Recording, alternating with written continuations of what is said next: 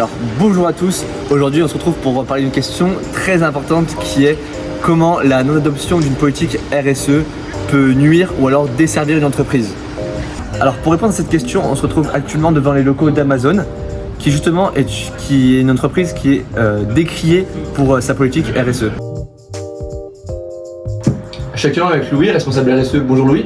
Bonjour Emric. Est-ce que vous pourriez nous parler du cas d'Amazon et notamment de sa politique RSE?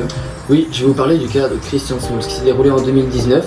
Il a dénoncé les méthodes de travail de Amazon. Suite à cela, il s'est fait virer. On peut en constater deux choses. Qu'Amazon ne respecte donc pas les conditions de travail des hommes, mais en plus qu'il ne respecte pas les droits humains. On peut donc voir qu'il y a deux conséquences à cela. Les conséquences sont que ça ternit énormément leur image de marque, mais en plus de ça, ils s'exposent à des risques juridiques. Donc maintenant je suis avec Martin, un autre expert RSE. Bonjour Martin. Bonjour. Est-ce que vous pouvez nous parler d'un autre cas d'entreprise qui a une politique RSE plutôt moyenne? Oui, bien sûr, on peut parler du cas de la société ExxonMobil.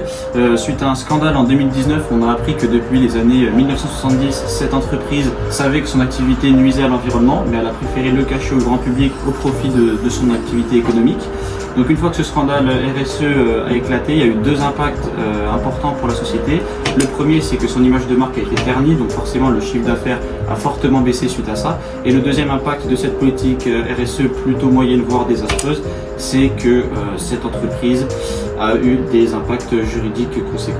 Alors on a pu voir grâce aux interventions de Louis et Martin que les entreprises n'appliquant pas de politique RSE peuvent être sujettes à des problèmes financiers. Par ce biais, nous comprenons l'importance de posséder une politique RSE dans les entreprises et nous allons voir comment ça se matérialise. Alors pour terminer, on peut citer du coup le respect des droits de l'homme, évidemment, le respect de l'environnement et le respect des travailleurs.